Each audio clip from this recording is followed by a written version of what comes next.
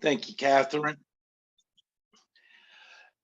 Good afternoon, everyone. Welcome to the King County Regional Homeless Authority Continuum of Care Board Advisory Committee regular meeting.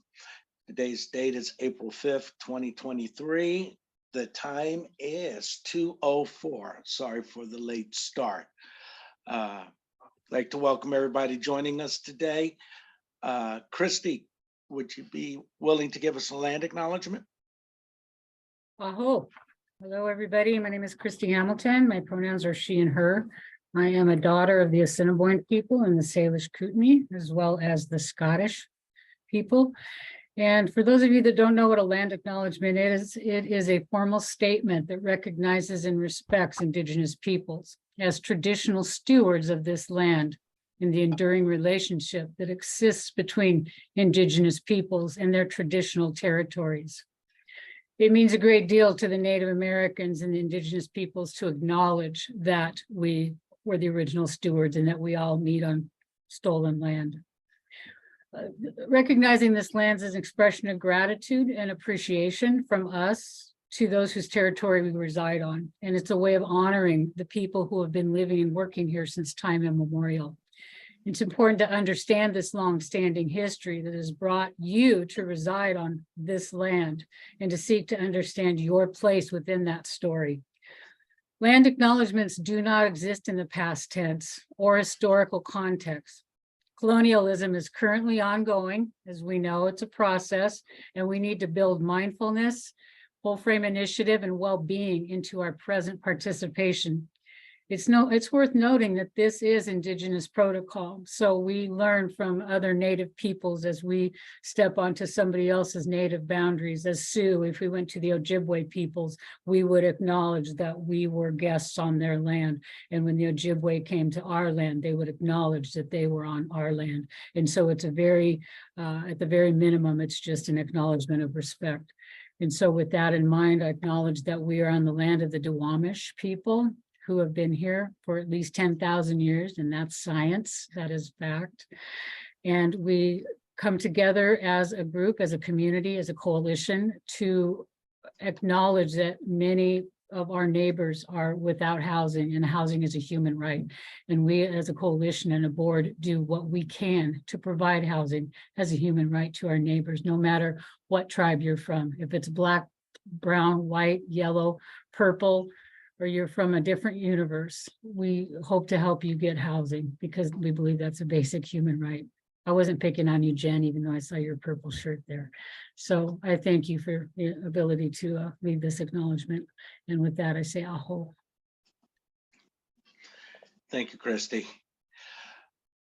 Eli, in nature of time, would you do a roll call for us? I can do the roll call as well. Oh, I'm ready. Alex, roll call. Roll call. Okay, starting off, Tamara Bauman. Here. Kelly Brown. Jenna Burgon. Lise Castro. Shanae Colston. Present. Brianna Franco. Marvin Futrell. Here. Christy Hamilton. I am here. Marisol Tapia Hopper. Benjamin Mishk. Noreen Hill Oneda. Christina Sawicki.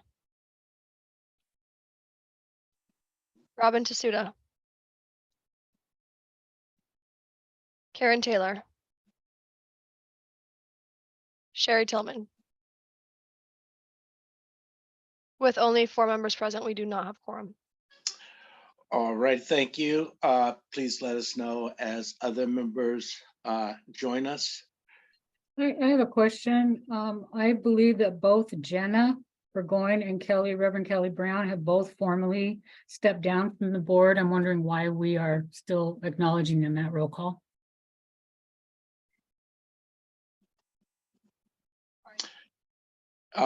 Alex? No. Well, I ain't gonna lie, I was gonna ask the same thing. There's quite a long Yes, list of no. people there that are not included on this board anymore, that they have formally turned in their resignation. And so maybe that would be a time now to recognize some of those people so that the public is now informed. Again, for those of you who are knowing, like the applications have been posted to the KCRHA website. We are promptly recruiting for our coordinated entry seats, our continuum of care board, and our continuum of care what is it, committee, right? And so with that, we have available seats. And so some of those members that were included in today's roll call are no longer and have formally sent in their resignations. Others have been requested from them. And again, we will formally publicize those so people are aware. Thank you. Thank you, Shanae. And I can provide an updated list. I believe I gave Alex the wrong list 5 minutes ago, so I can read through the current members as they sit today. So that's Brianna Franco, Karen Taylor, Christy Hamilton, Christina Sawicki, Lise Castro, Marisol Tapia Hopper, Marvin Futrell, Noreen Hill, Shanae Colston, Sherry Tillman, and Tamara Bauman. So we have 11 members, which means we need 6 individuals to meet quorum. And I apologize for sending out the wrong list to Alex. That is on me. I noticed as I was reading it as well, so we will have that updated for next meeting. Could I get a peek at our agenda for the day? Could somebody just screen share that for a minute? Because I tried to find it and I couldn't, and I know you sent it out, Eli, so that's on me.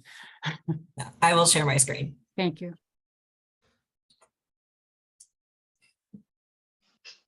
Yay, thank you.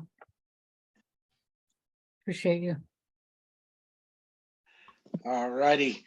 And I want to thank everyone who has applied to be a member of the board or the coordinated entry subcommittee. We will be reviewing applications across the balance of this month. The time for applications will end on Friday at 11:59. So if you're still looking to apply, please do. All righty. Like to move now to public comment. I Do we see have Courtney anyone? Courtney has her hand up. Courtney. Thank you. I was asking for confirmation. Is it due April 6th at mid or April 7th? Because April 6th is tomorrow, Thursday. Oh, Yes, you're correct. The application at 11:59. If anybody needs help, they need to reach out to Alex or Eli. They can help them fill out the applications, go through the process, answer any questions. It can be done verbally, in person, it doesn't matter. However they need assistance in getting access and completing that, just reach out to any one of us and we can direct you to them, or you can reach out to them directly.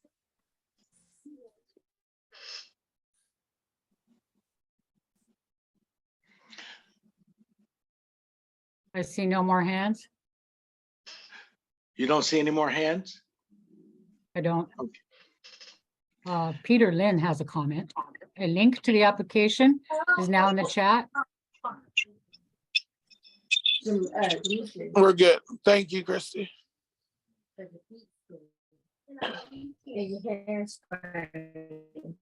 If there's no form of comment, as usual, we'll keep it open at any time during our meeting. You may present yourself in the chat or raise your hand, and you'll be allowed time to speak your mind.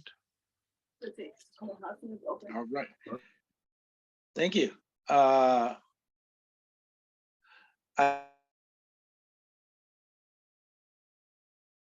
Marvin, you're on mute.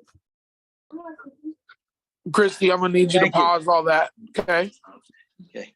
I see that you're on your game today, but I'm gonna need you just to pause and step back a little. Thank you. We are if we reach quorum, I will circle back to approval of last month's minutes. However, I'll take this time to ask if there are any edits or changes for March's meeting minutes.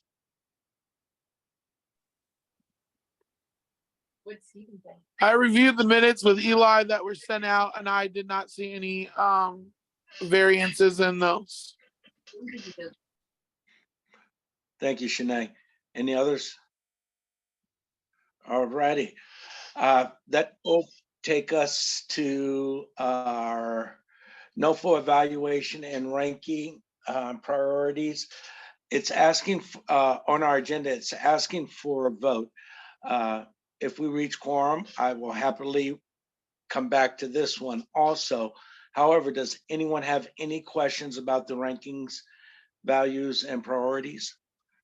I believe the document was shared with board members. Not hearing any at this time. We can move to our next agenda item, the COC charter review. There have been several editing sessions for the charter. Drafts with edits, I believe, have been shared with the board.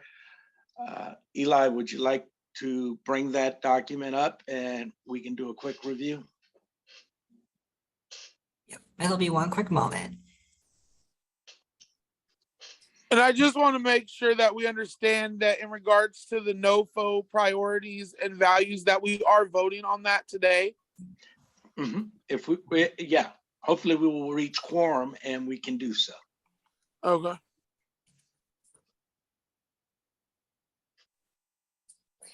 Okay, so I have pulled up the governance charter.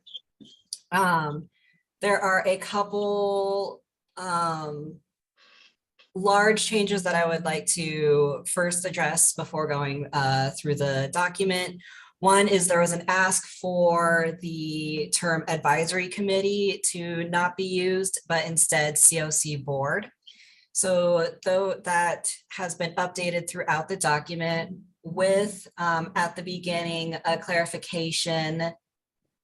Sorry, I am halfway through the document. With a clarification that the COC board is being referred to as COC board in this document, but it is the same entity and has the same duties as the advisory committee, which is mentioned in the ILA.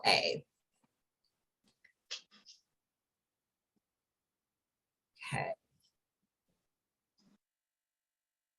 So currently the changes that we have on page 1 are largely removing old language stating that the document will be approved by current COC membership and it will be adopted on the day it is approved. Removal of the charter being reviewed and approved every 5 years. Later on, it mentions being approved, I believe, it needs to be reviewed annually. Continuing on, there needs to be a couple items added, which will be added before this document is approved, including footnotes, just documenting where we got items from, updating current accurate language on a timeline, and just updating language to make it clearer. Any questions on page 1? Okay. I apologize. I realize going through page by page is a bit dry, but I want to make sure nothing gets missed. With that, again, updating language so that it is accurate. No other major changes on this page other than adding the Lived Experience Coalition blurb. which we will be getting an updated version from the Lived Experience Coalition once they approve a new version. So we will see an updated one by next month. Any questions or anything that needs to be changed on the second page?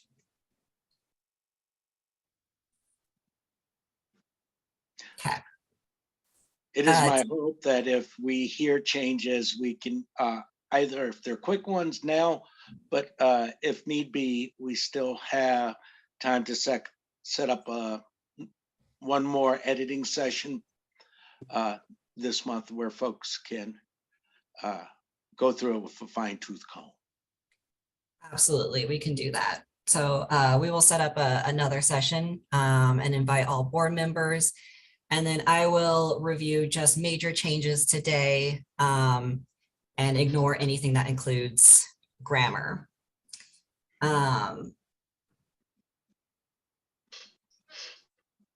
We updated the COC definition, being a broad coalition of community members, including people currently experiencing homelessness, those currently accessing services, and people with lived experience of homelessness, replacing the term customers, recognizing that language is harmful.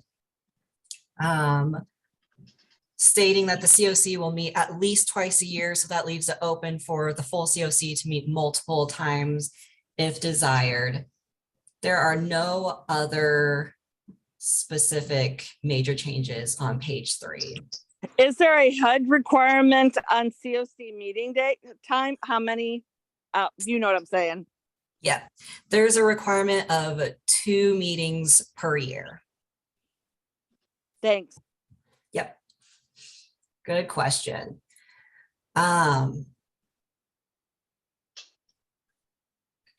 general language. The big 2 changes here are stating what the main functions are of the COC board, stating it will function as the COC board for actions under HUD regulations under 24 CFR 578, including approval of committee recommendations that do not have political components.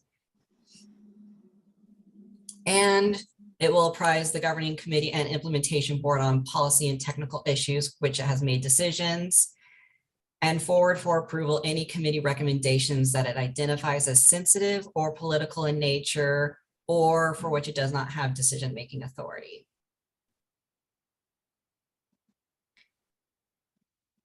The rest of the changes here are, again, language changes to COC board, and one other item is quorum should be defined as the number of currently seated members. So currently we have 11, so 50% of currently seated plus 1. So currently we would need 6 individuals to make quorum. Let's Can we recognize that Christina's arrived for our quorum? Right, to add to that. Thank you. But now, thank you. Thank you, Shanae. Page 5. Just to let you know where we're at. We're just reviewing the charter and going over major edits. It's not this portion we're not voting on today. Just want to catch you up. Thank you, No, I've Shanae. got it. But do we need to have something back where you were just saying, because we've had people who've taken leave of absence, how do I say it? Temporary off for a little bit. Do we have to have that in that part where you were just at? We don't have anything on temporary leave of absence, but that is something that we should take a look at. It was suggested that we have another review session, and I think that's something to be flagged and added. Okay, just making sure. I will make note of it and make sure, like, when we meet, it'll be added.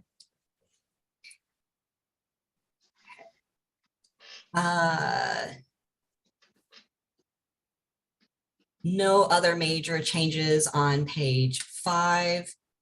And on page 6, one addition that was made for what representatives should sit on the COC board, stating that we need at least 2 youth on the board, and added the subpopulation of elders.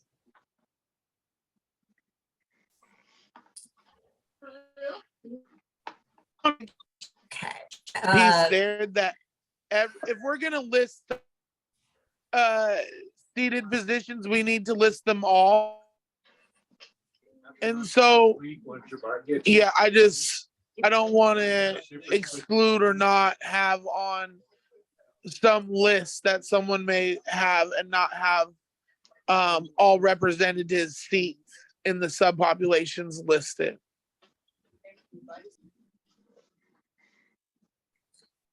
I apologize, I am not tracking. Could you repeat that for me?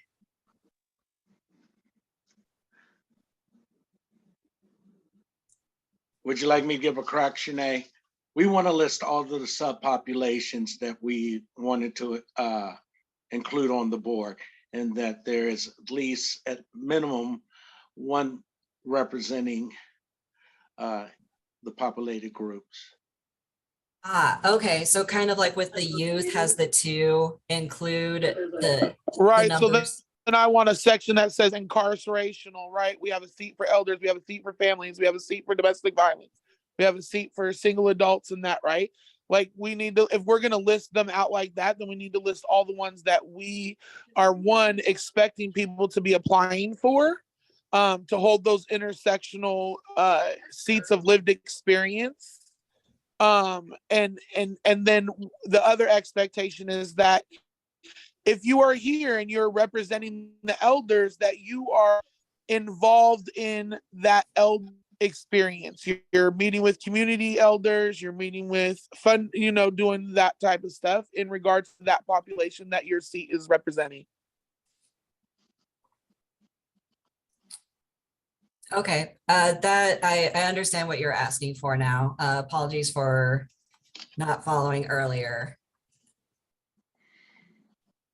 Okay, I will add that. And then since it takes me a while to develop language, I will add this as a note and then add language in to be reviewed by members during the meeting and the next. No, you're good, Eli. As long as you understand what I'm talking about, we good to go. I am tracking perfectly. But I didn't see incarceral on there. Correct, we're and that's gonna what I'm add that asking, in. right? Like that's a purposed seat that we have. And so Yeah. I want that to be specifically listed on there. Like one of our seats is specifically for somebody to represent the incarcerational system. Yes, please. Yeah. And like And I wonder- Eli pointed out, like on the youth, we have 2 youth seats that represent the youth in our community. So just pointing out those very specific marks that we're hitting with the population that we want to serve, as well as our lived experience on the board. So yes, and within the 19 seats, we want to have, we're looking hopefully for total coverage of all of the groups. Many of our members represent more than just one box. So you Yeah, could but serve, Marvin, I like the way Shanae said it. How did you say it? That you're actively participating in the group that you're represent. Because I'm almost Yep. an elder, but I'm not hanging with the elders. So having that, wording was great the way she said it. all righty. Okay. Thank you. Updated that language. On page 7, once we get down to terms for co-chairs, it was mentioned that this is not updated. I believe it was Shanae alerted us that it was originally the language desired was co-chairs be for 1 year each. with a change in co-chair every 6 months. It's the 6-month process, right? Yeah. Because then at that time when we have a full board, everybody would get their turn. And so we need to change that back to the way it was. And then once our board is reestablished, then me and Marvin will be, termed out as co-chairs. The new round will come in.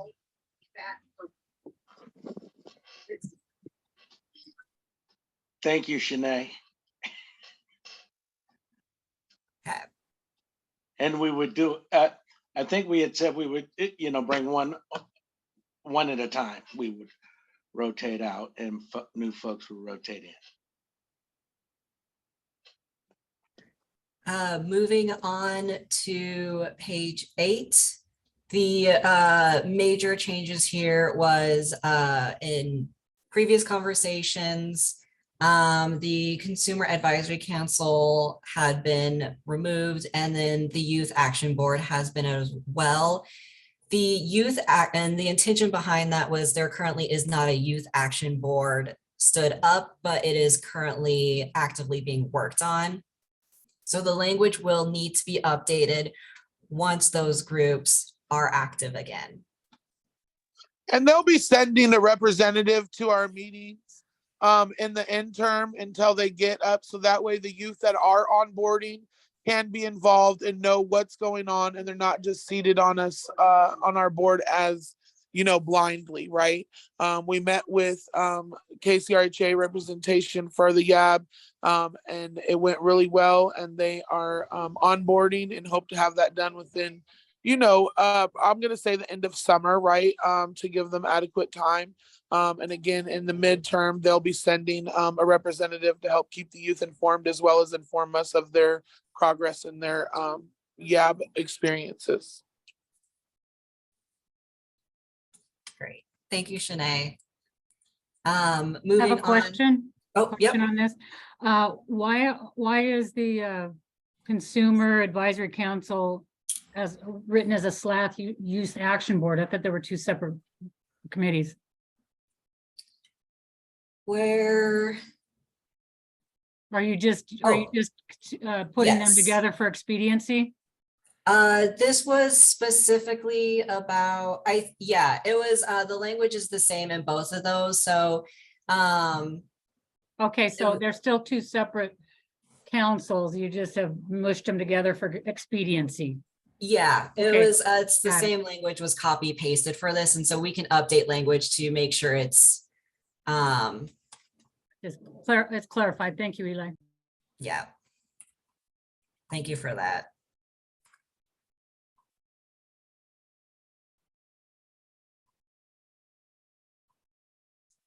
Okay.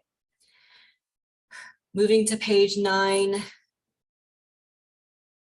No major edits at the beginning, except for adding a regulation from HUD about establishing, monitoring, evaluating, and taking action regarding performance delegated to the, not HUD, but from, sorry, I apologize. I need to read this really quickly to remember what this is. Establishing, monitoring, evaluating, and taking action regarding performance are delegated to the regional authority. Developing recommendations on system level performance metrics is delegated to the system performance work group, which we will receive an update from later today. The COC application and ranking work group must consider system performance metrics in the COC application process. And approval for new policies by the COC board is contingent. They have to be approved by Consumer Advisory Council and Youth Action Board. Yeah, so I'm not gonna lie. Some of this seems kind of sneaky snake language to me on what I feel like my powers as a COC committee member. The COC board can have this authority in this relation except for the following. And then it goes into establishing, monitoring, evaluating, like all these individual things that I think that we as a committee have been supposed to oversee, and they just don't want us to be honest. Especially when it comes to like system performance. I mean, we have a subcommittee work group, right? Like those are the things that we already have established, and now they're saying that we're not in charge. That doesn't even make sense to me. Okay, I will add this to further review with the board. Partially because And I correct me myself, if I'm wrong. Is anybody else reading it that way, or is that just me? Like, No, I read it the same way too. It's like, what do we do? I don't see anything of what we actually do. right. So me and Marvin and others on this board, we met with the HUD THS. They helped us. And some of the things that are listed in there that they're saying that we are that we retain authority except of, like some of those things they said that we as the COC are capable of and are and do, right? And so I'm just trying to understand why our COC is so restricted on what they're allowed to do versus others across the nation, and even with HUD TA's assistance on what they're telling us our capabilities and responsibilities can be. It seems like they're very minimized and put back onto the authority to make those decisions versus us as the committee and board. So I'm just skeptical about this piece because it seems like it's me agreeing to give up some of my lived experience and community gathering advocacy skills that I'm just not willing to do. okay, Especially when it's using words like delegation of authority, right? When we're speaking of community members and people experiencing homelessness, like that's the last thing. Like when you have power over people, like those are oppressive things. And so I need to make sure that this language that we're using when we're saying, oh, I have authority and delegation over the COC accepting these things, that it's an equitable thing for not only myself, but the community members that I'm representing. So highlight this, and that's that elevates the concern that we need more editing sessions before present. absolutely. And Draft. yeah, thank you, Marvin, and thank you, Shanae, especially. I flagged it with high importance, so noting that this is not just for further review, but we need to take an in-depth review with the board to ensure like it is not restrictive or is equitable as you're asking for. I'm curious that it said developing recommendations and stuff. When are we going to talk about our advisory capacity? You know, are we ever going to communicate and collaborate with the implementation and governing boards? Because I have a lot to say to our public officials, and they need to listen. I am personally like gonna manage up or teach upwards, because it seems like there's a hierarchy here that is confusing, and it's really limiting what we can do moving forward. It's taking too much time to work through these documents. We need to get on the same page as an entity, as a general homeless response system. I think that would take away so much of this crap that we're just doing the same thing over and over and over again. I'm getting kind of frustrated that we need the buy-in of all levels of the KCRHA, not just the COC board. And I'm really tired of mayors and council members making decisions that aren't like, they don't consult us. So like, we're part of the same team, but you're not consulting with us. We're voting you out of office. Sorry, dude, but you're not respecting the people. The people are who you represent. So until you get on board with like communicating with us, get out of here. Like stop like imposing these things on the people who are on the ground doing the work, people who are living currently on the streets. Like stop making policy decisions without the direct input of the people. Like, stop it. Sorry, I'm just really irritated because I've been wanting to talk directly with the mayor. I've been wanting directly to talk with other members of the governing board who are making decisions without consulting us. And that's the whole purpose of why I joined the board, is to create structural change. And they continue to doing the same shit over and over and over again. So let's get them to a meeting, or I'll go to a meeting and make public comments every single time until they listen. Thank you, Tamara. And I will add that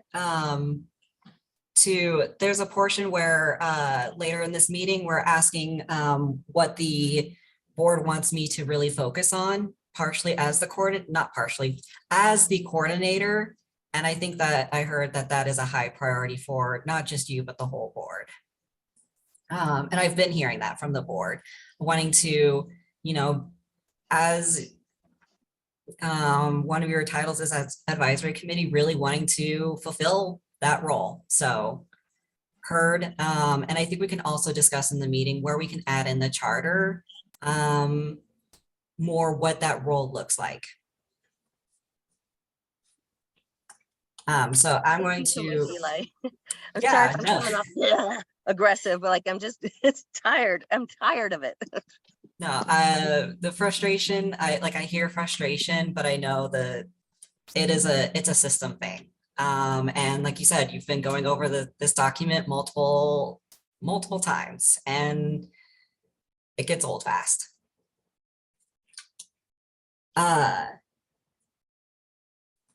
So flag that with high importance. Moving on to page 10. Nothing but, again, small language decisions. Did I say language decisions? Changing from advisory committee to COC board. And then no other major changes. Go back throughout. up, because I did have a question and you're going very quick. Oh, I apologize. Yeah. What Keep page? going back down. Keep going back down, right where the yellow is, right under where you had just put all your highlight there. Was it this Okay, one? now go up. Yeah, go up to the next page, please. What is this Consumer Advisory Council? I know what YAB is. The Consumer Advisory Council, I would ask if I'll be happy to answer that question. The Consumer Advisory Council is a body that is formed from the continuum of care. It's not manned by us as board members for the governance, but by the convening. Once everyone's been invited, folks make up a body of a continuum of care. A Consumer Advisory Committee is then created to put forth recommendations to the board for consideration. I don't like the or in there. I don't like the way it's worded. It needs to have like and representative consumer and instead of or, because then it's going to get taken over by one group. And I like that. What is a consumer? I like that Ruby had a question. What is a consumer? But yeah, it needs to be and relevant consumer led bot and. Yes, okay. It's an edit for the notes. We need yes. to, okay. Are there, I want to check time really quick. I apologize, I can't see, but I recognize there are other questions. So if there's still time, I would like to answer any questions there are. You have 5 minutes. Excellent, thank you. No, 9 minutes, sorry. Ooh. Any other questions or comments of what would like to be added in this document?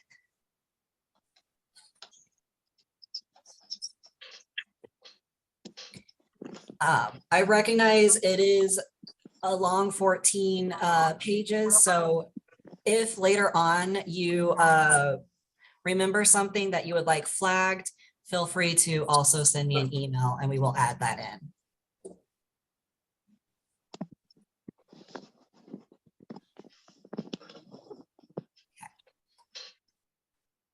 Not hearing any questions, I will stop sharing my screen. And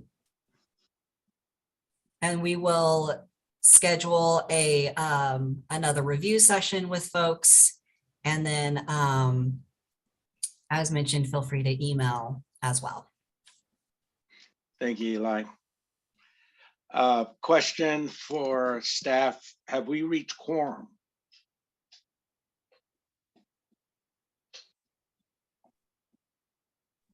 I do not believe that we have. We No, have not reached quorum. We currently have 5 members present. Thank you. All right. Moving on. I'd like to move at this time to applications for the Continuum of Care Board update. I know there have been lots of requests for some help with that. And I want to make sure that we're clear on the closing time. And can we then- send an updated panelist link to Karen Taylor, please? Thanks.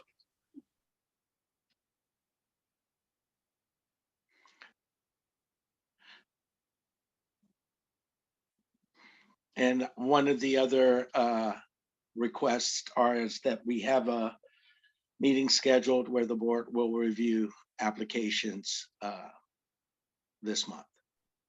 Excuse me, we have a question in the attendees. Okay, One moment. Ruby, you can speak.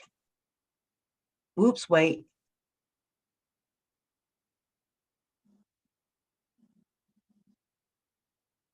Go ahead, Ruby. Hi, can you hear me? Okay. yes, Okay, great. I just wanted to underline what Tamara said originally. And also I just wanted to highlight that as well. And then lastly, I wanted to ask, when it says the consumer group or whatever, what does it mean when you say consumer? Are you talking about the same language that you guys were trying to replace in saying that the homeless is the consumer, or what does that mean? If you could just quickly, thank you. thank you, Ruby. I am almost assured, not being able to speak for everyone on the board, moving away from consumer is going to be pretty standard. So we may have to look at how we name that advisory group for our board. Anyone else have any thoughts?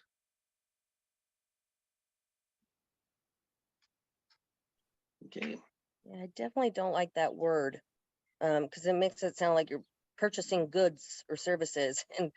Yes. So I would be in favor of another word. I don't know what that word would be, but.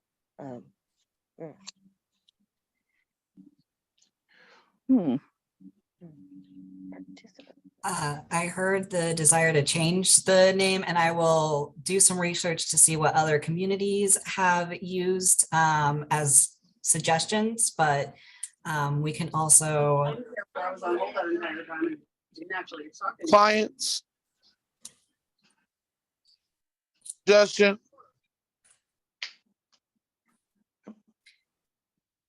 Okay. Oh.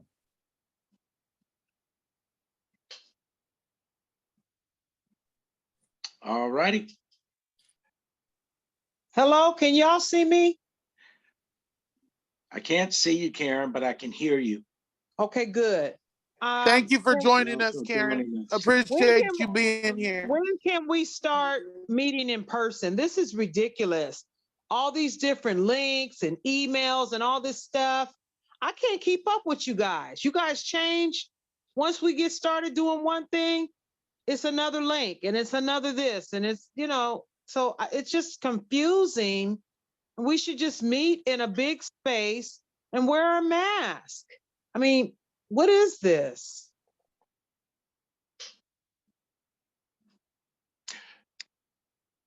It's a good question, Karen. It looks like we're adding to the list of things to do is how to move a step towards maybe meeting in person with maybe a hybrid option for us, where folks that can and are geographically able to meet in person do, and others can still join via Zoom or, virtually. So I would like to request that we add that to the list of things for us to look into. It has been added. Thank you. Ready. So back to application updates. Once again, the time is, the closing window of time is posted in the chat. It's 11:59, Thursday, April 6th. If you need help, please let folks know in the chat now, or if you're on with us.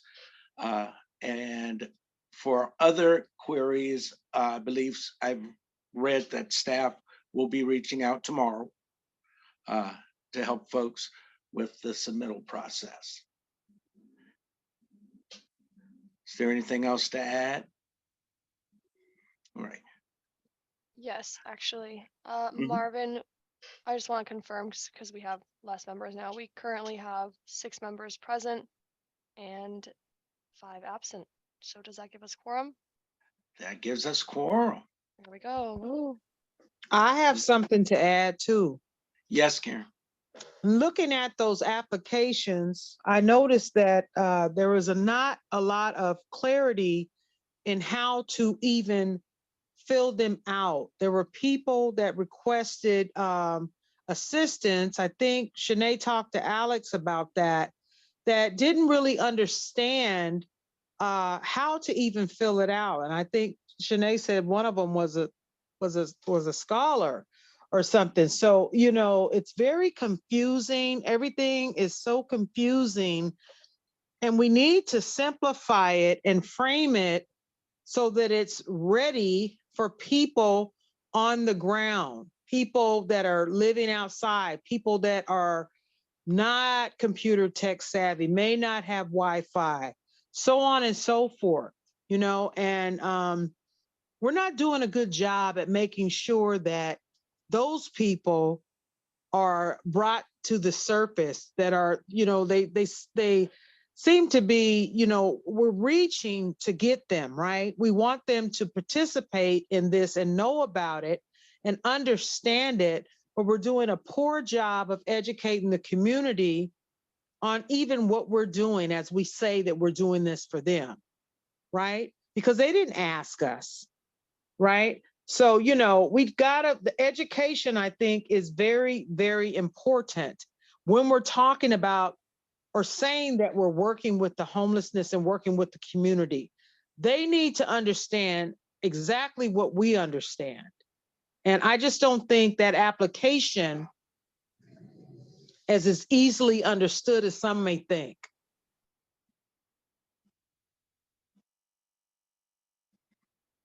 Thank you, Karen. And just for confirmation, we're including that in our notes for takeaways from this meeting. Absolutely included. Thank you.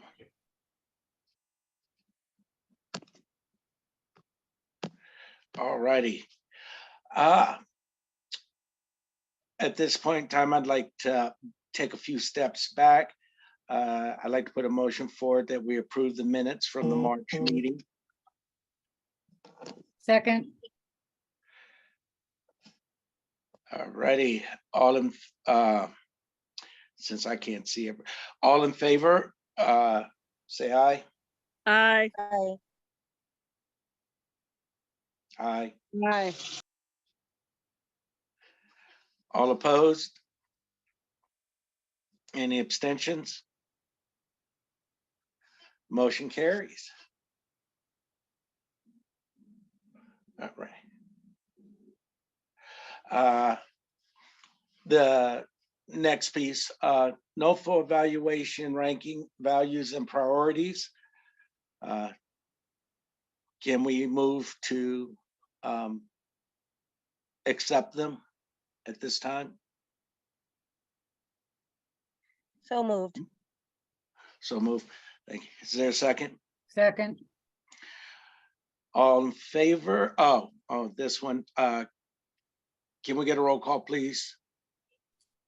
Yep, I will do the roll call. Brianna Franco. Well, only the board members that Oh, are here sorry. on quorum.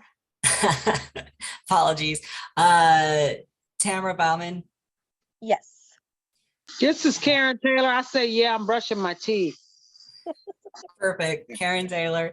Marvin Futrell. Yes. Christy Hamilton. Christy Sawicki.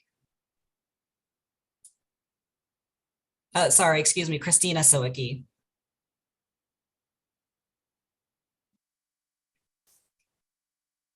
And Is that an attempt at me? yes, I Okay, apologize. because captioning did not get that even close. So I, Thank you. And then Shanae Colston. I'm here. Yeah, great. So the motion passes. Alrighty. Great. And thank you. And can Marvin, can we give Jen a couple minutes to give a quick update on the NOFO? Yes. Great, thank you all. Hello, everyone. I think I know most everybody, but just in case, I'm Jen Ozawa. I use she, her pronouns, and I serve in the role of procurement and policy manager at KCRHA. So I work very closely with Eli, Kelsey, and the board in relation to new funding, in particular, that becomes available through HUD to COCs nationwide.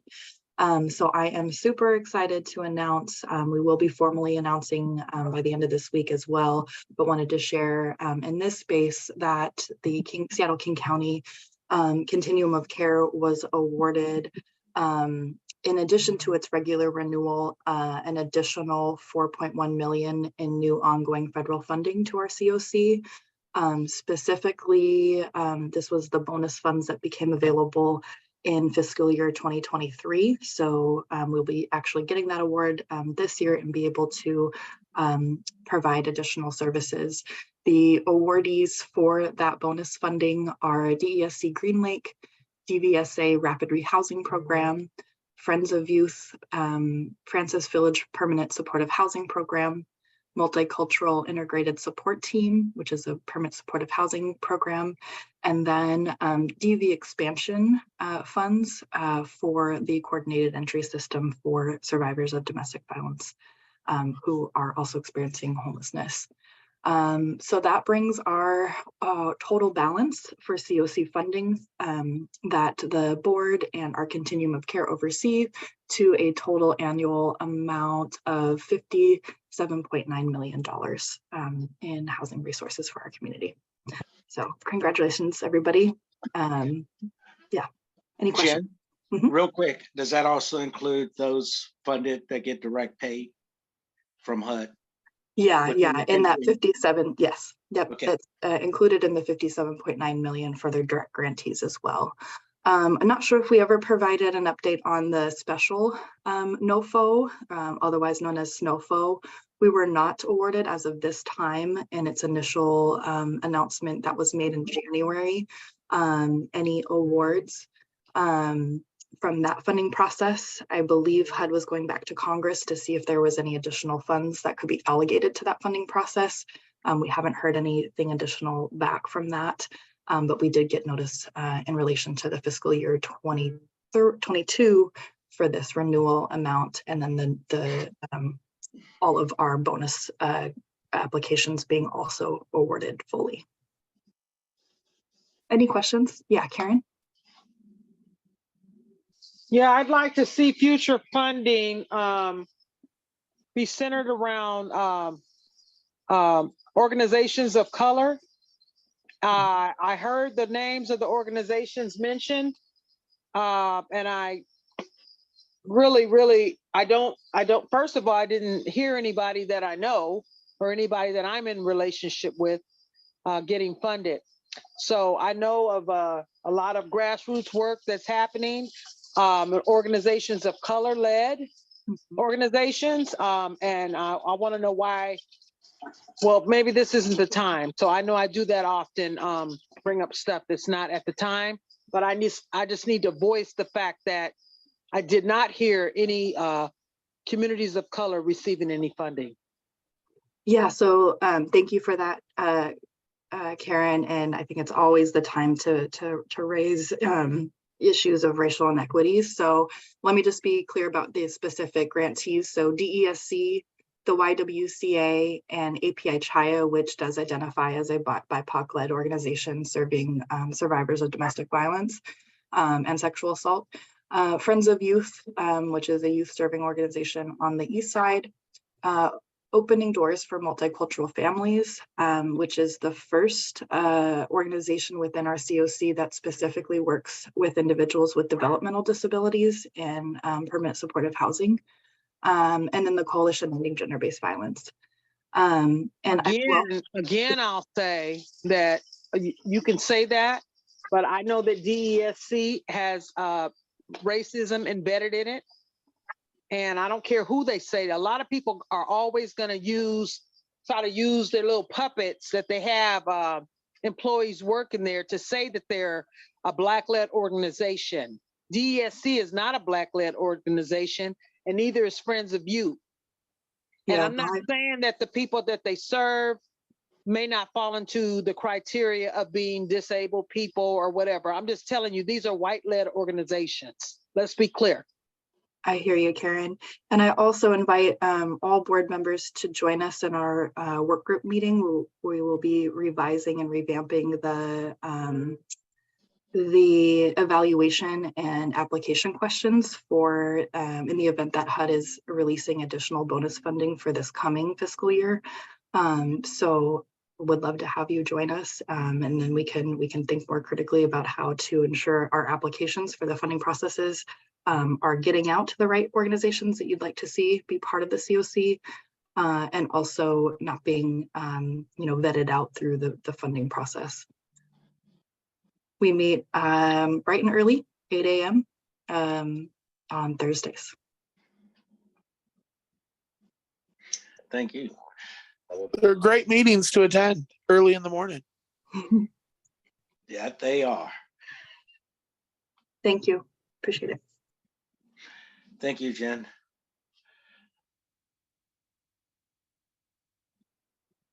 Moving forward on our agenda, I think up next is planning for the first convening of our continuum of care body. I'd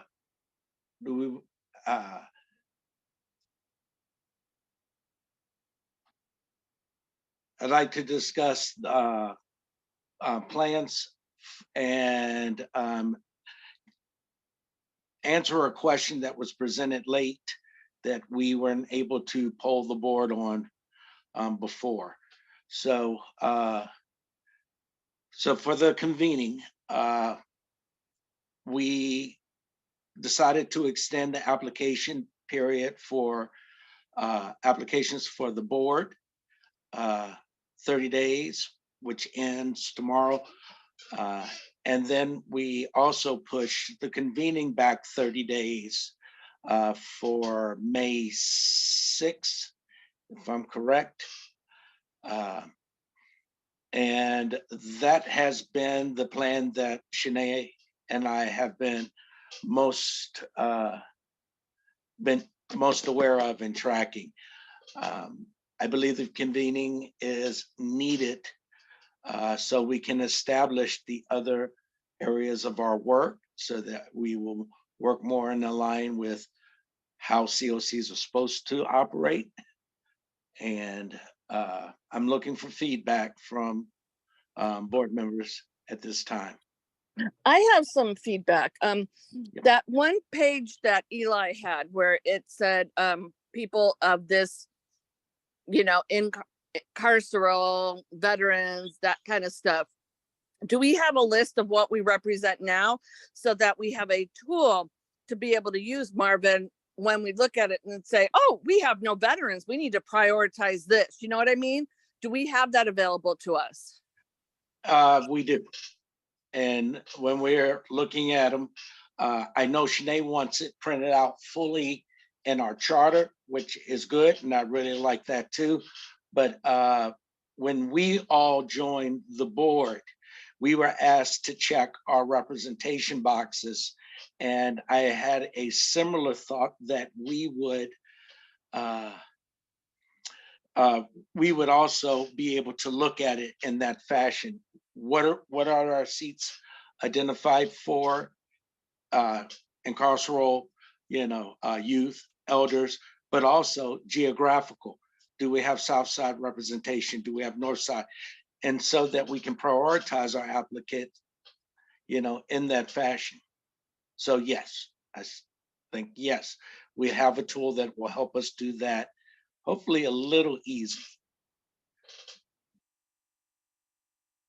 And I will work towards the board seats that have opened for folks that are no longer with us. I want to thank them for their service, but we will try to capture which areas they were representing in their role on the board. Did that answer your question? Yes, it did. I just wanted to make sure there was something to go off of because I don't know, I don't know what Tamara's age is. She could be representing youth, who know, you know what I mean? And so having that, so I could say, okay, we just go, we have this, we have this, we have this, we're missing this. So yeah. Got it. Good stuff. I wish I could identify as a youth. Me too. So,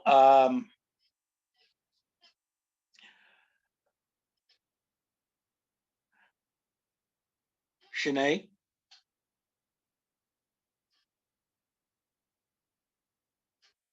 Is Shanae still with us? Okay, we'll come back to that. There has been a thought that has been put out as we've been developing this. And like I said, it came a little late, but I wanted to hear from the board of pushing the convening until the first Friday in June.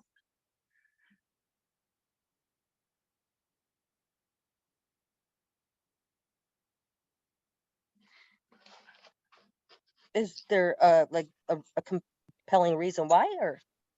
I will leave that to the author that wrote the note, but may not be the author of the request. But Eli, could you cover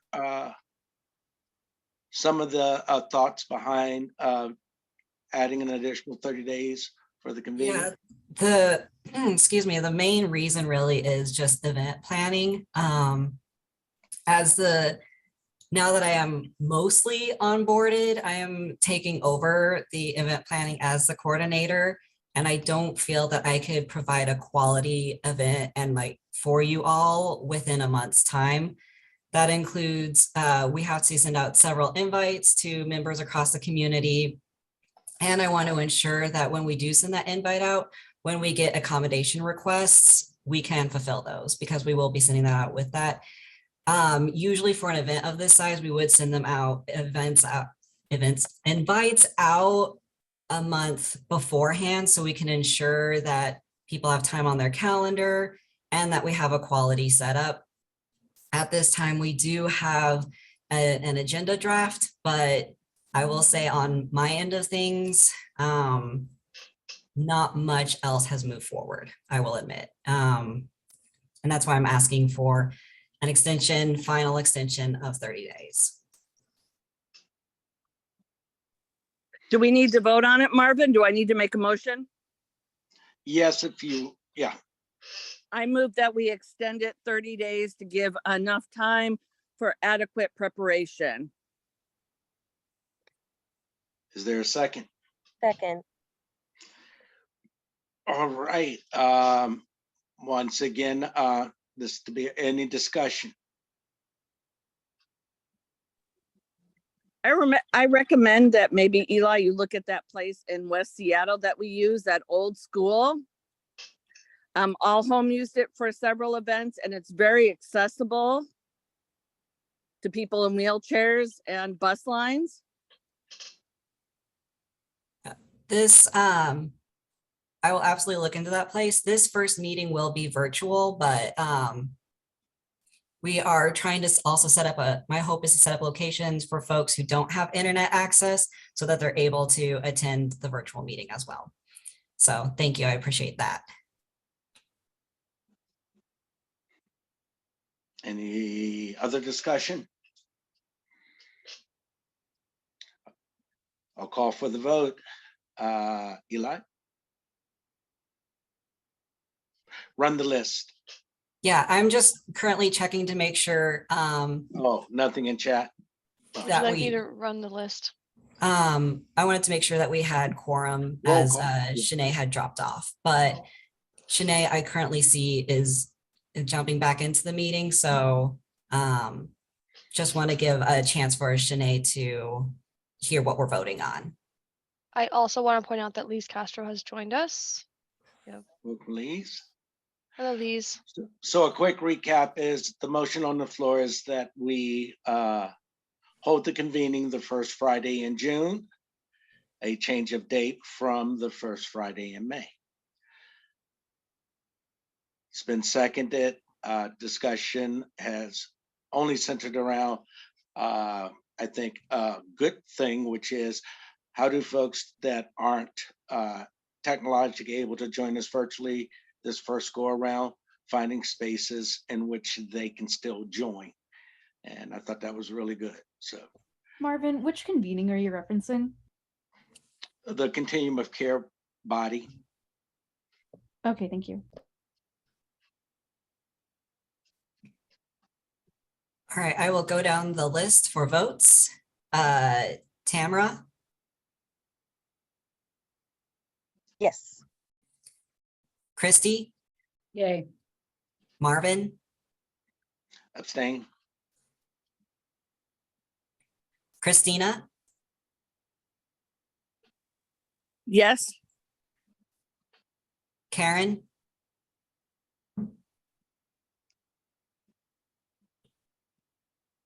Abstain. Lise, Sure, why not? and Shanae. So I just re-entered the conversation. I got kicked out. Can you tell me what I'm voting on? There was a motion put on the floor to move the COC convening from the first Friday in May to the first Friday in June. Oh, absolutely not. My answer is no. A hard no. Okay, with that, we have 2 abstains, 1 no, and I have 3 yeses. Is that correct? 4 yeses, excuse me. And we do realize that pushing this off is going to be detrimental to us seating our seats, correct? Like people are aware of the consequences of pushing this out another 30 days. That wasn't part of the Well, maybe it should be so the people in the public are actually informed of the detriment or the consequences that comes when you continuously reset dates over and over and over again. But then are asked to get our board together and view applications and do a convening and do this and that as a COC. Again, I think this is just a tactic to take away our powers and authority.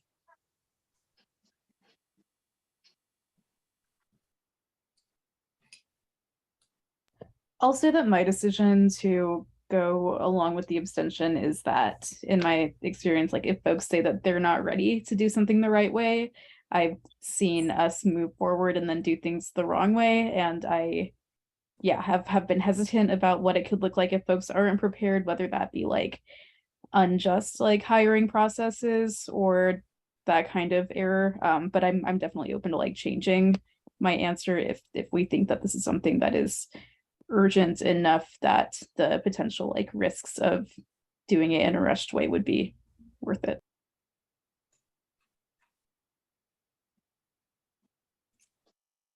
Thank you, Lise. Anyone else? Can we call a special meeting to review the applications and get people on before the convening? Well, that was the plan, but as Shanae was pointing out, we would do the meeting to review applications this month with the expectations of being able to take the recommendations to the convening so we could fill the seats on the board. So that is impactful. Well, what are some of the agenda items that we need to do to, like, what are the event planning things? Maybe we could all chip in and make that happen, or because both. Well, that's what I was points are thinking, that we needed to stay on schedule because that's what we agreed to earlier, that we as the COC members would be engaging in some of that work to get it done, right? Like, Yeah. I mean, again, that was part of us upping our description in the hours and needs of what the commitment was to be here.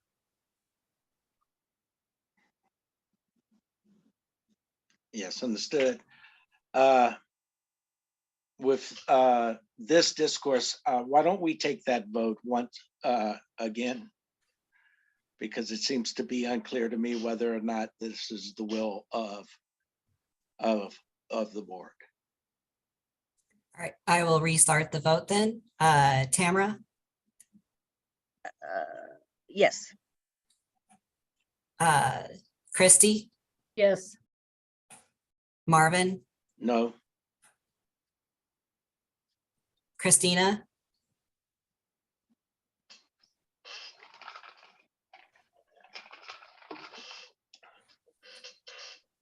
I'm sorry, the captioning did not come through really good what's going on, so I'm a little confused there.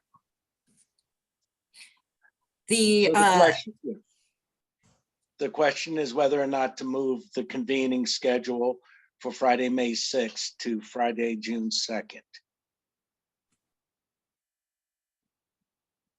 That would take another month. I said yes because of, the staff person's responsible, and if he doesn't feel he can do, she feels they can't get it done, then I respect that, but I understand what the others are saying as well too.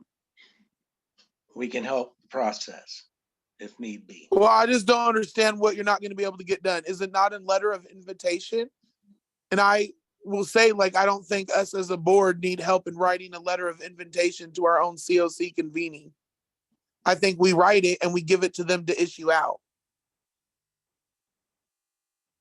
Like, I don't need help writing that.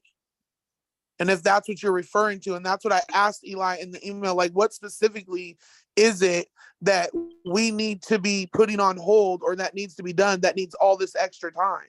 Because as far as I was told, and the members of this board were told, we needed to come up with an invitation and our application process. And an invitation, I mean, I write birthday party invitations for 8 kids 8 times a year. So asking 200 members of my community when I'm an advocate for them is nothing.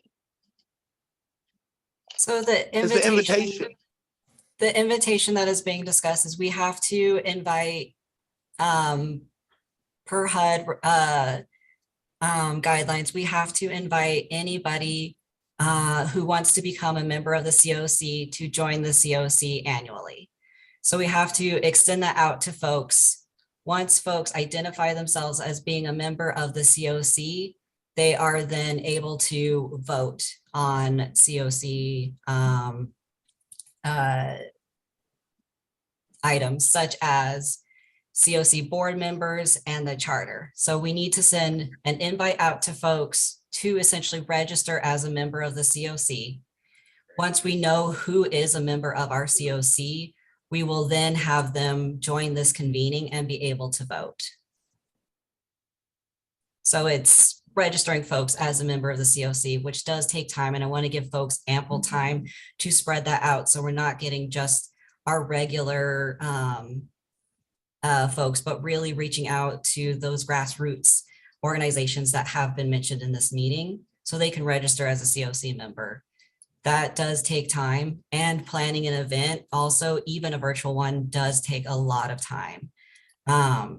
Especially There's when a we comment in the chat, Eli, hold on one second. Nicole Film, do you have a mechanism developed to track?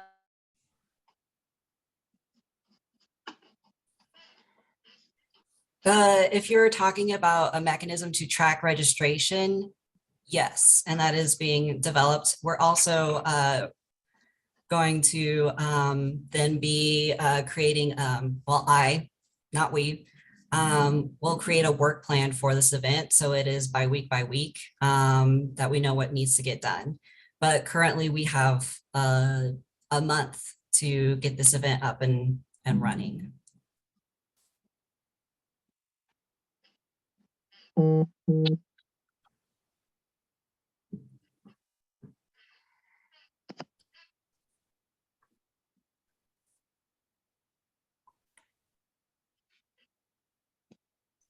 Okay, I see another comment. It takes time to get those things going. Can you split the difference in time? Yeah, splitting the difference in time would be about 2 weeks for registration, sending out the invite for another 2 weeks. And absolutely asking for help. If the board does go forward with the month, it will happen. But I am not sure it will be the quality that the board wants it to be, and it will feel rushed. That's my concern here, is that I want this event to be the quality that this board deserves, and that you be presented to the public for the first time in a couple of years, essentially, and have it be quality.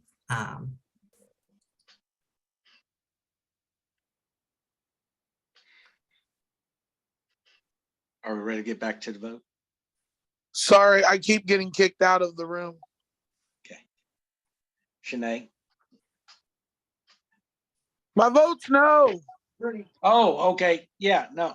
I was going to say if you had anything more to add. If not, No, continue. I just want people to understand, like, in order for us, we're sitting here saying, oh, we want the board seats filled, but we can't fill the board seats without them. And now we're going to push it off another 30 days. We just told people, oh, you have to have all your applications in by tomorrow. Like, it just seems like we're sidestepping ourselves. You know what I'm saying? We're supposed to be meeting. That's what special meetings are for. That's what we can do it. It's just, I don't know. Maybe I'm just more enthusiastic than others. And but I also get at least saying, like, we don't want to mess it up, but like, we had a plan already. So I don't understand why we're deviating from that plan just because KCRHA wants to do a different plan than what we set out to do in the first place. I don't think it's helped to tell me as the COC board, committee member, chair, any of that on how to do it. I need their assistance on things that we are delegating them to do. Okay.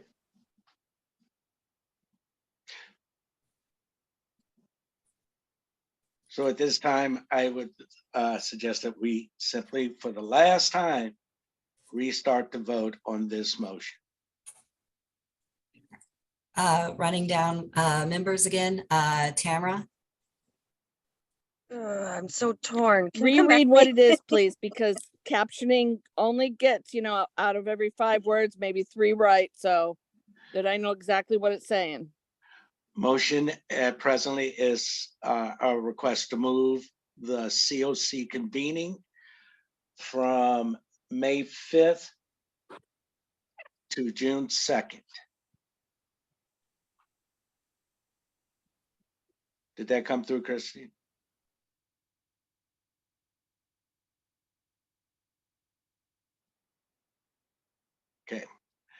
All righty. Let's see if we can clear this vote. Okay. Tamara, Yes. Christy, Yes, I'm willing to give you that extra month to provide a quality meeting for all of us. Marvin, No. Karen,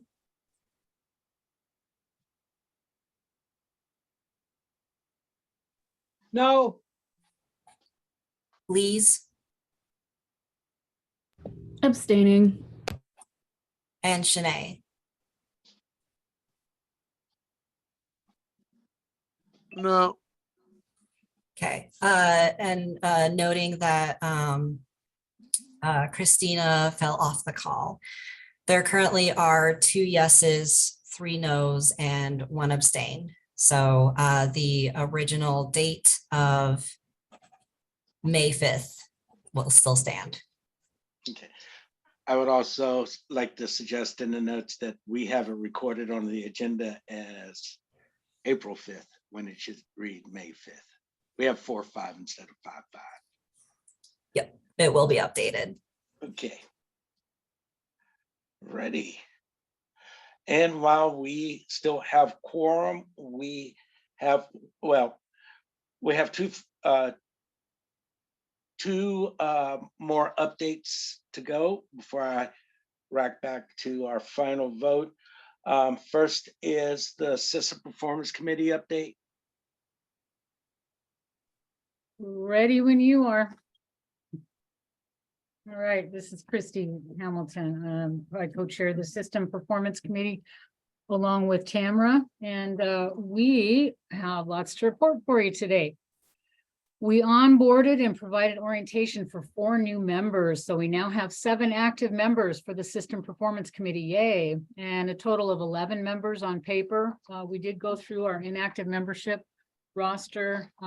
So we're looking at notifying those people. I think Janelle already has notified the inactive members. We are still currently accepting new applications, and we have 2 more that we're reviewing this month.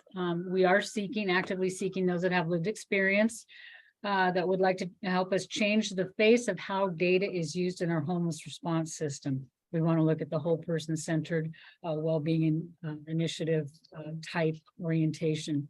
Ongoing training and orientation is provided. There's no prior data experience necessary. So Tamara and I, well, actually Tamara's kind of a geek, but I just bring the heart. You, Janelle, and Owen bring the brains. So we got brains and brawn there. I guess that's right.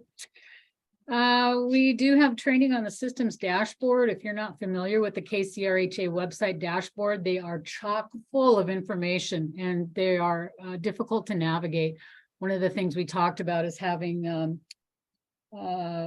I forgot his name already, do a presentation for information on how to navigate those dashboards. So we did have one in April for system performance, and these dashboards are available.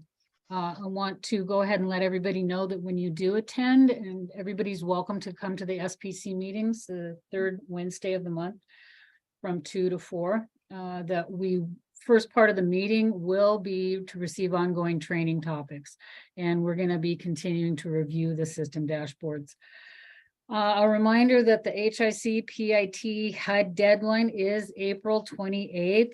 Janelle's a bear about deadlines, and I don't blame her. That reflects on us getting HUD funding. Those deadlines are there for a reason. BitFocus and KCRHA are working with the final agencies to submit their data. We contacted one of them today. We need that data to ensure federal funding and ongoing funding. We do have some ongoing work on reviewing the HMIS governance audit that was conducted, and that continues throughout the year. I think we also talked about having BitFocus do quarterly reports for us as well to the SPC committee. Our SPC agenda for April will be posted soon to the KCRHA website. We'll continue conversations on the system dashboards. We're looking at drafting a client HMIS record to request procedure. That's going to be a big deal for us this year. We're just also discussing HUD 2024 fiscal year data standards and Q1 HMIS data quality review. Any questions?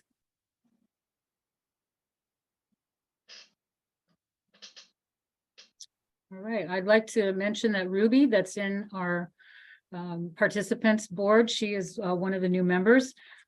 We have Victoria Ewing Kwan, Erica Azcueta, Christina Height, and Ruby Romero. So those are our 4 new members, and we are glad to have them on board. Great. Thank you, Christy. Is there anything else for system performance? All righty, we'll move on to coordinated entry update.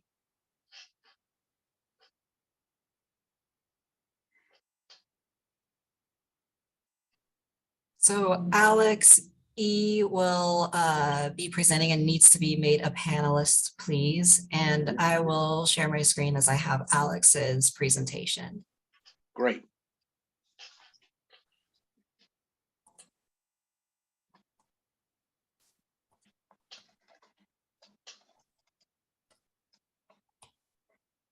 Can we please make Alex Ibrahim a panelist, please? They're not on the panel. Working on it. Thank you.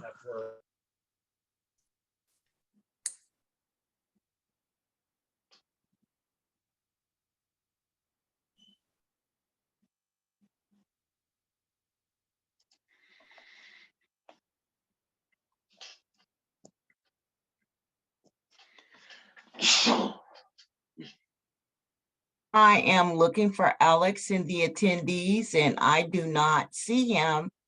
Here he is. Got it. Alex is promoted.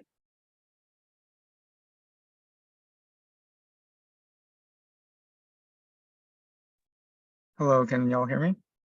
Yes. Fantastic. It's nice to be here with you again. It has been a long time since I think I've presented to this board, so thanks for having me again.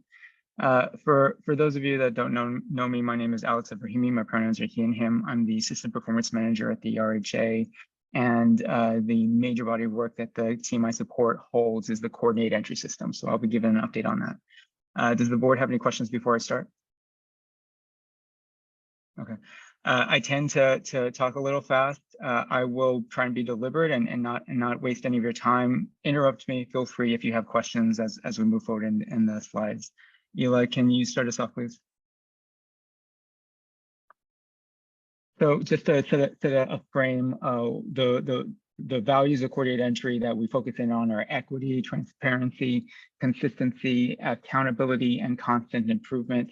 The constant improvement, I think, is something that I really highlight for folks when talking about coordinated entry. It is an iterative process. We need to constantly improve upon the original guidelines set forth by HUD.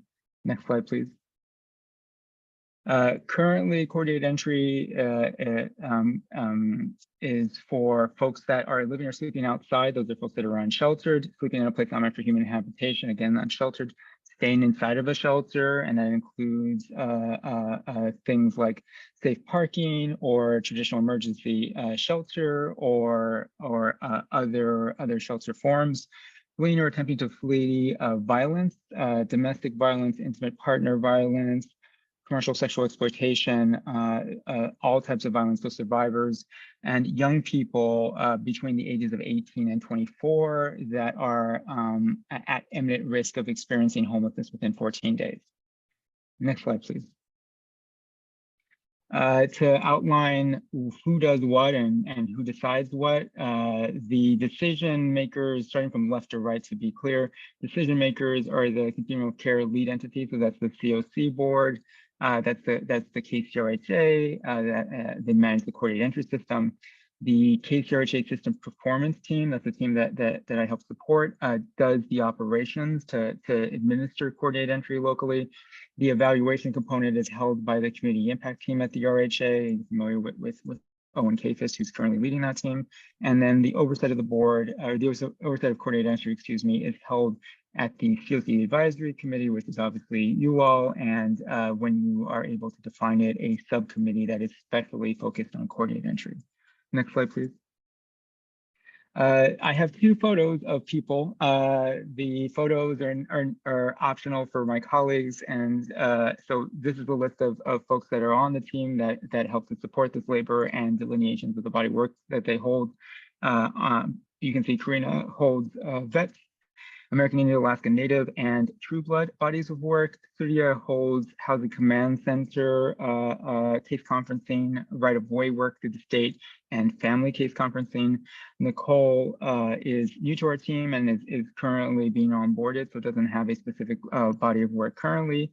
And Tiana holds young adults and single adult case conferencing, and Olivia is our coordinator. Next slide, please.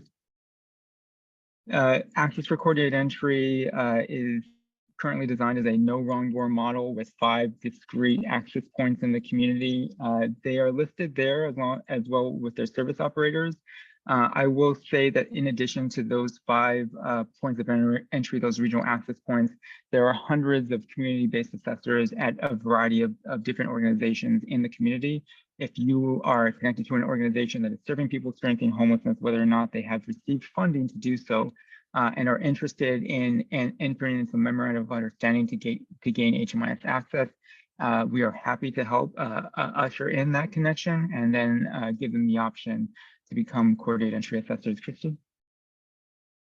Just a quick question on clarification. How do you suss out the remainder of rural King County? I see you've got Bellevue, and I'm wondering if CCS services all of rural King County on the east side, and communities like Covington and Duval or places like that. Yeah, I believe that when you're talking about regional access points, yes, CCS is the most eastmost of the 5. Okay. I'm not sure about entry points in Duval or Covington, to be honest with you. I know that HopeLink operates in Duval, but that's a housing program. I'm not sure if they have an access point or if they do any emergency services in Duval. I'm sorry, Christy, I don't know, but I can get the answer for you. That's okay, because I just was thinking that's a huge area for CCS then as a route. Okay, thanks, Alex. Just wanted a point of clarification. Thank you. Yeah, thanks for asking. I should know the answer to that, Christy, so I'll get it and share it with y'all. Next slide, please, Eli. So the process of coordinated entry enrollment is one of the least amount of overhead that we can put on our neighbors who are currently experiencing homelessness. We have to, as mandated by HUD, get information related to the history of homelessness, disability, quote unquote, current income, non-cash benefits, household type, that's if it's an individual, is this a family, and pregnancy in the household. And the pregnancy in household specifically will come into play for our prioritization methodology. So, and I will say it just for the record for everyone, because I think it's generally something that has permeated through communications rather slowly. The VI-SPDAT has not been used for prioritization locally since October 2020. It has been removed from the workflow for assessors since March of 2022. The VI-SPDAT is history. I just want to continue to say it so that way everyone understands it at some point. Next slide, please. Kristen, yes. The COVID prioritization, is that going to be changing for FY 2024? So that is a good question. It is our current prioritization methodology. I'm about to give an update on an update, or rather give you an update on an update. Okay, that sounds good. Thanks, Alex. Yeah, no problem. So just to walk everyone through what is currently in place as of April 5th, 2023, our current prioritization methodology is based off of 3 databases: HMIS, Washington State Medicaid data, and Healthcare for the Homeless Network data, which is a Seattle King County Public Health data set. Next slide, please. The risk factors currently are folks with pre-existing health conditions, folks of certain race and ethnic identities, and folks that are pregnant in the household, and really elders above 65 years old. There is going to be an update shortly. Next slide, please. This update is going to take place April 10th, so that's in 5 days. It's going to include behavioral health risk factors, as well as gender identity as a risk factor. Behavioral health risk factors are coming from the Behavioral Health Recovery Division data set, and it includes these things. I'll say them aloud for folks that are on the call. It's individuals that have had a call to attempt an ITA, Involuntary Treatment Act, and that's where someone is in a behavioral health crisis and they are a risk to themselves or others, and you call the King County DCRs, and I have forgotten what DCR stands for, so forgive me if someone wants to step in here and refresh my behavioral health information. That instance in the last 2 years is a risk factor. Someone engaged in outpatient behavioral health treatment, where if it's a mental health outpatient behavioral health treatment, it is the highest strata or highest level of support. Or if they're engaged in substance use disorder treatment, that is also a risk factor. Folks that have been in inpatient substance use disorder treatment, designated crisis responder, Peter, Lynn, thank you so much. That's DCR. Going back to the risk factors, inpatient substance use disorder treatment in the last 2 years, or inpatient detox in the last 2 years. For gender identity, we're looking at folks that identify as transgender or non-binary or gender fluid or culturally specific genders, and folks that are cisgender female. Next slide, please. I want to talk about how folks get through to housing through coordinated entry. I think I'm going to use a metaphor because I feel like it's really valuable, because there's oftentimes a lot of dissatisfaction with coordinated entry in our community.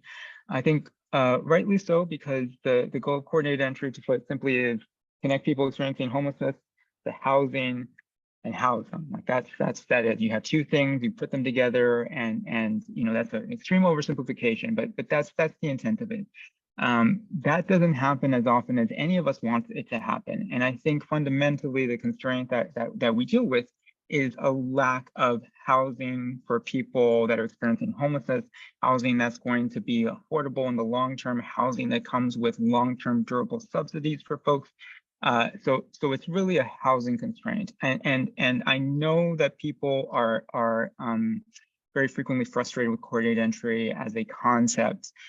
But I've happened upon a metaphor, and I'm going to share it now, and I hope it's of some value. I think focusing in on coordinated entry is something that is in need of improvement when you do not have enough housing, not nearly enough housing by several orders, is like getting upset at your car because it doesn't have enough gas in it, and then taking to putting a spoiler on it, or changing the spark plugs, or putting a new paint job on it, or putting some other amendment to it as a way to hopefully get it to roll forward, when really what it needs is gas. And coordinated entry, again, there's no shortage of people experiencing homelessness, as we know. Unfortunately, the shortage is on the housing side. So wanting to flag that this is really a constraint of resources more than it is a specific implementation. And that being said, that is not an excuse not to improve it. We're, as you should be able to tell from this presentation and other times I've talked, I recognize I got 3 minutes left. It is always something in need of improvement. Christy, yes. I'm not familiar with the term True Blood case conferencing. Can you explain it to me, please? I'm happy to. So I'm going to go from top to bottom in alphabetical order. So there's American Indian Alaska Native case conferencing. That's a BNL of our unhoused neighbors that are experiencing homelessness. That case conferencing is in partnership with the system performance team and with the community of providers that are buying for American Indian Alaska Native community. There's COVID-based prioritization. Case conferencing happens for families, young adults, and single adults that are experiencing homelessness, and that's region-wide. Sky, yes, BNL is by name list. I apologize for not outlining that. There's the Housing Command Center case conferencing, and that is a by name list of folks experiencing unsheltered homelessness in the downtown catchment area for Partnership for Zero. There's mobility transfers. Those are instances where the current housing resource no longer works for folks, and we need to prevent exits into homelessness and continue their housing. There's right-of-way case conferencing, which is coming from the state, and that operates off of sites that have been specifically prioritized by a number of stakeholders to resolve and get people into housing. True Blood case conferencing, Christy, is focused on those class members that would qualify from a, and I'm not in any way a legal scholar, but from a class action lawsuit that happened several years ago that said folks that were awaiting a mental health evaluation while being incarcerated were waiting exorbitant amount of time for that evaluation to happen to see if they could stand trial. And as a result, there's been housing created for that class membership to say, here's additional resources, and specific to this labor, this phase 4 labor, it's about additional housing services that are overlaid onto existing permanent supportive housing. Thank you. Is that directly related then? True Blood case would be part of the incarceral housing system, or is that just how that case got started? It's how it got started. My understanding is that the folks that would fall under that class membership would likely be frequently showing up in the criminal legal system. But I can't say specifically if it is exclusively folks that have legal system involvement. I would make a guess, an educated guess, that the majority by and large are criminal legal system involved. Thank you, Alex. Of course, Christine. And then finally, veteran case conferencing. This is the longest standing body of work. Existed before the coordinated entry team was formed in 2016 at King County. That's a binding list of all veterans experiencing homelessness in our community. Next slide, please, Eli. And then I wanted to go over the frequency of both the matching and the meetings that occur. So for American Indian Alaska Native case conferencing, there's weekly matching to housing and bi-weekly meetings. And when I use the term bi-weekly on the slide, I mean every other week. For COVID prioritization case conferencing, there's weekly matching and bi-weekly meetings. We are going to be moving to daily matching and daily meetings by the end of this month for single adults, for families, and for young adults. Housing Command Center case conferencing, that is daily matching and daily meetings. Mobility transfers are processed within 1 business day when they are about safety, imminent risk of safety, or 3 business days for all the other reasons for mobility transfer. Right-of-way case conferencing, we have daily matching but weekly meetings. True Blood case conferencing is as units become available. It's a limited resource for those special circumstances. And veteran case conferencing, we have weekly matching and weekly meetings. Next slide, please. The referral process is based off of 3 fundamental criteria. First, it's the eligibility for the resource that's set by the funder. If the funder's if the funder's HUD or the funder is local dollars, it's always set by the funder. Preference or choice for the individual or the family, what works for them, what doesn't work for them, and not sending people or even offering people resources that do not meet their specified criteria. And then service match, that is, we're trying to be good stewards of the resource. We want to send people to something that is going to be fully supportive of their needs, but isn't going to be an overabundance of support that is not valuable for them, when those resources can be better matched to people that do need that level of support to be able to stabilize successfully. Next slide, please. Are we asking questions afterwards? It's up to you, Shanae. You can go for it. Well, I just, on the previous slide, sorry, my phone keeps cutting out, but when you say that we're moving into daily match meetings, what is the goal of moving from bi-weekly to daily? Like, what are you going to accomplish by doing that? That's a good question. Eli, it's slide 12. The next one up. So Shanae, one of the things we've heard over the years is coordinated entry takes too long to fill openings. And one of the values I've observed when we've done things on a daily basis is we're able to more quickly match people to housing. So that means a shorter duration of the experience of homelessness for the folks that are out there. And we're able to, of course, send people to the housing much more quickly, which means that we have a shorter duration of vacancy sitting open. Is there like options that are staying open in between the bi-weekly meetings?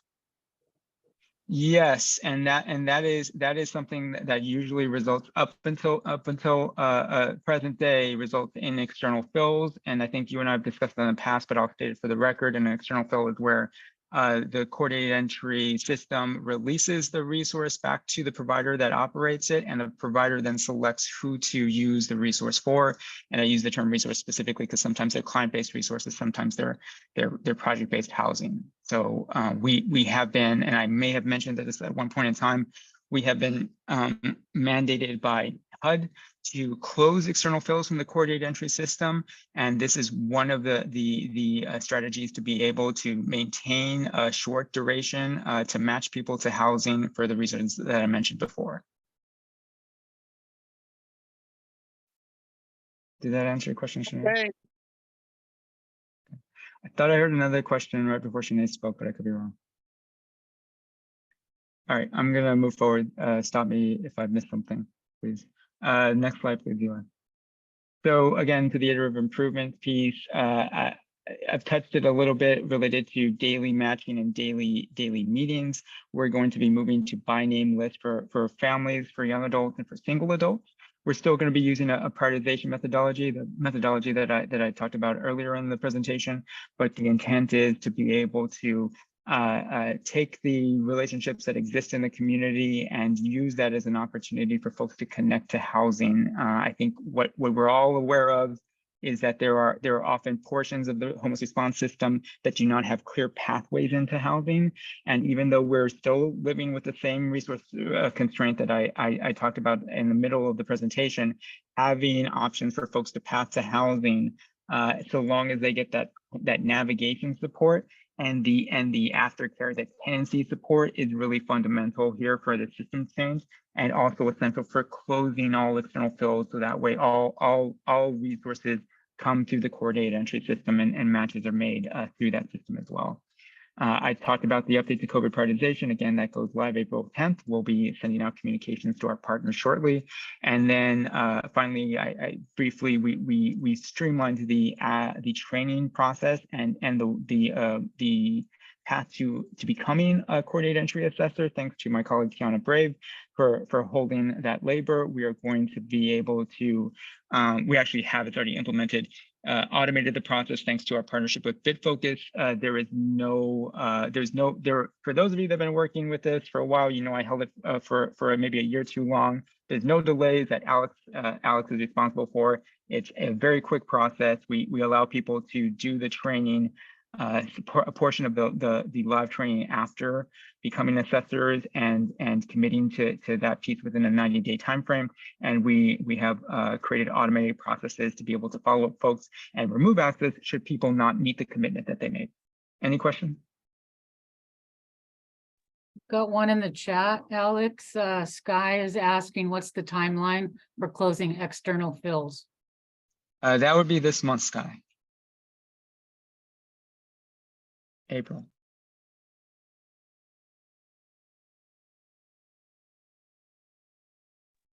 Any other questions? Okay, thanks for having me. I hope it's not another. Alex. Yes. Yep. Can you hear me? Okay. I just want to make sure that one thing that that we lifted up before, that we're having people of different cultures that are actually doing the interviewing for the CEA process. Has that changed any? Or and the way the questions are being asked. And I remember we talked a lot about the criteria around the questions and the questioning and the seeming interrogation when you call this. Yep. Yes. So correct me if I'm wrong, Sinead, but I think we talked about specifically the VI SPDAT questions back in the day when we were both PAC members, Policy Advisory Committee members. The VI SPDAT is not part of any workflow. We don't ask those questions collectively as a community any longer. The only thing that we ask are the things that I talked about at the beginning of the presentation, which is, duration of homelessness, disability status, cash and non-cash benefits, And then there's a question about, are you an individual or are you a family? And then is there pregnancy in the household? I think for me, the way that I have begun to address to be real here, the historical lack of diversity, or really like majority white, college educated, assessor base in the community. I don't think I'm going on a limb there. Y'all can stop me if you want to, is by intentionally partnering with other organizations that are buying for it. Like there's a whole bunch of, and I know that there are some that are still sitting outside of the system. So sorry, please hear this as a sincere solicitation to connect me to those organizations. We want them, they're doing the labor. We want them to be organic pathways into the homeless response system. So if they're willing to do the HMIS MOU and they're willing to say we're gonna treat the privacy with the regard that it needs, then they can also become coordinated entry assessors and can enroll folks in the coordinated entry system. So I think that is the way, and it really was for me a personal lesson out of the emergency housing voucher labor and partnerships with smaller orgs and success that we saw from that. Did that answer your question, Karen? Yeah, I appreciate it. You know, I just want to make sure we're keeping the same focus. I was getting on the bus and all that. So go ahead. I appreciate you, Okay. Alex. Likewise, Karen. I appreciate all the conversations we've had over the years. So thank you for that. Anything else y'all need? Thank you, Alex. Thank you, Marvin. Thanks, everyone. Thank you, Alrighty. Alex. Our last order of business today is confirmation for the lived experience board recommendations. It's something we didn't do last month, but we had said we would do this month. So, And we still need to confirm our meeting notes. That was I thought we approved the meeting minutes for March. Oh, did we? Okay, my we did, bad. yeah. Yes, I thought we did. Okay. Alrighty.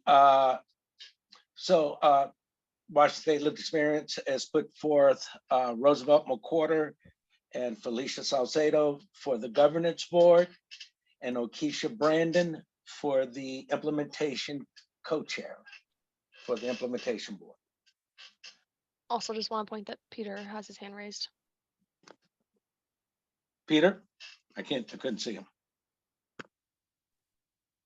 Thanks, Marvin. I wanted to point out that on implementation, the Secretary of the Implementation Board sent an email to the co-chairs, you and Shanae, earlier during the meeting asking for a postponement. And I wanted to bring that to your attention in case you hadn't seen it because you were active in the meeting. Thank you. Yeah. It is on our agenda, and as Shanae reminded me very clearly, we said we would have an answer and then the boards can go manage themselves. So. Are there any question about the recommendations? I'm kind of glad it's postponed because I'm not going to vote anybody in until they make a commitment to have conversations, meet with us regularly. Until that happens, nothing's going to change structurally. And the imbalance of power will continue to exist. And I'm not okay with that. So if they make that commitment and they actually show that they are willing to work as a community to support and uplift and love this community, they gotta commit to partnership. And that would be for the governance board and implementation boards. Well, this Well, we're just gonna tell people, it says hello. Let's just read it. This is what they're asking of us, right? It says, hello, advisory board co-chairs. My name is Paula Cavarlo, and I fucked up the name, my bad. Secretary of the KCRHA Implementation Board. I'm respectively asking on behalf of the governing and implementation executive committees that we postpone the vote for the LEC members. To keep it brief, in the last week, concerns have been raised about the LEC governance. The executive committees would like a little more time to do our due diligence on the process. We're actively working on this and would be happy to discuss it further. I'm just going to be frank with you. I find it again kind of funny because it wasn't at the last meeting that we had as a board that we said we weren't going to vote on those members because we were unsure of the process on how they got seated. And now at this meeting, they're asking us to hold off on those seated votes because now they have their own concerns. Is that correct? I find it funny. However, it's on our agenda. So unless somebody moves it off the agenda, we either take a vote or we let time expire. We do only have 2 minutes left. Well, I just want clarification, Peter. That's what they're asking, correct? Oh, okay. Peter? Shanae, all I got is this email, and I just wanted to make sure that it was, because we were in an active Well, I meeting. want to be sure that they're referring to the seats of Okisha, Roosevelt, and another member of the LEC on the implementation and governing board, correct? That is that's exactly the way I read Right. it. So I just want our board members to know that we were asked last time those people were placed in those seats without due process. That's what we as a board were questioning, what that process was on how they equitably got those. And they wanted us to, and came to us for a rush vote to like put them in those seats last time. And we decided as a board not to be rushed to make those votes because we wanted to know again how that process, how they became there. And now today, as Peter has brought up, that is the email that was sent out to myself and Marvin. And so that I've read that and shared that with the board.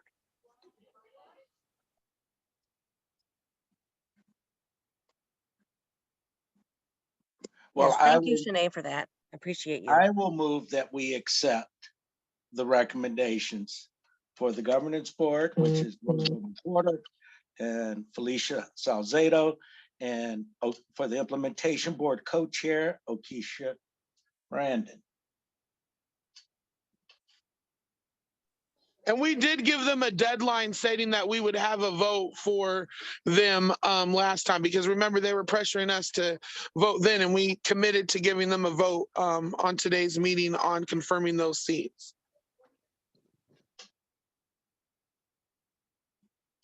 I move we accept. Is I there a second.